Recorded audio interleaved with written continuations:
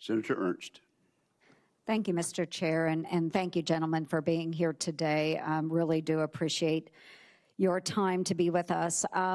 Before I begin some of my questions, I do want to start with something personal, and both to you, Secretary Hegseth, and to the chairman. I want to thank you both for the time that you take to recognize our fallen and those that have given, of course, during this administration, given their all.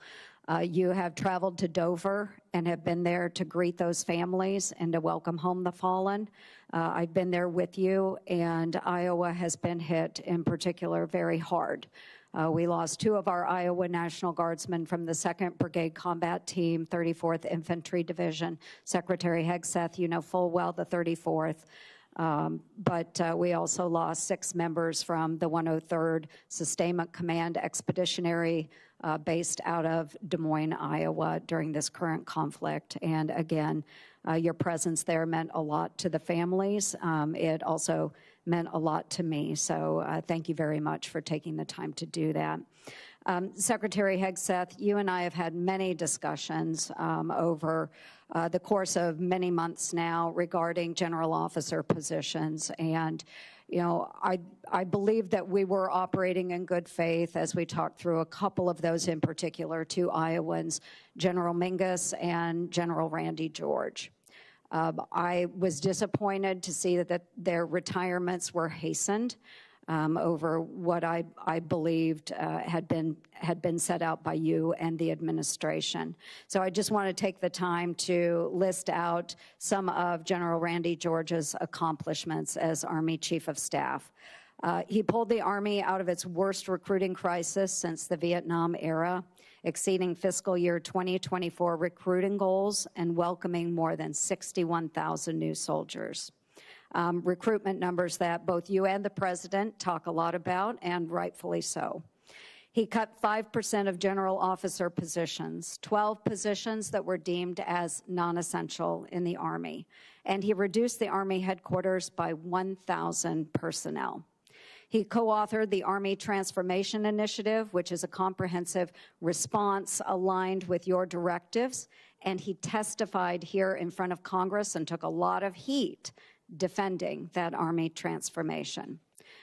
He was suddenly let go at the beginning of April 2026.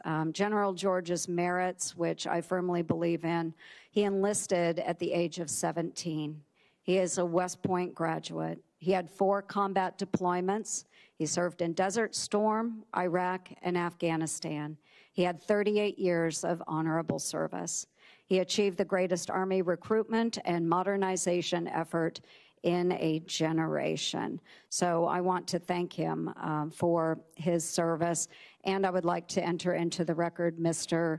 Chair, the speeches that I did honoring General Randy A. George on his retirement and General James J. Mingus on his retirement as well. Without objection, they'll be admitted. Thank you very much. I'd like to talk a little bit about the audit, Mr. Secretary. I saw the video that you posted this week calling on the department to pass a clean audit, and thank you for doing that. It's something that we talked about during your confirmation hearing. Fiscal responsibility at the department has been a priority of mine for a very long time, and I think it's time that we build on that momentum. It's extremely important.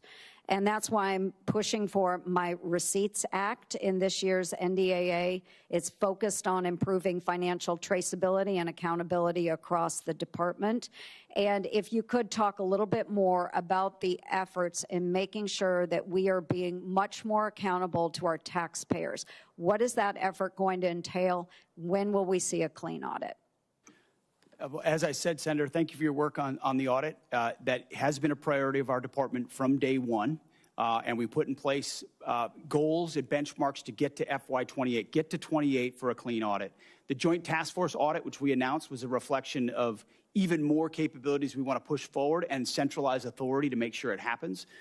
Jay's been involved from the beginning. We also have a new IG who the new IG's focus, one of his focus points is precisely this, and he's prepared to work with us to ensure we reach it. So I think at every level and through this budget, it's a focus. Okay, thank you. We look forward to seeing a clean audit. Thank you, Mr.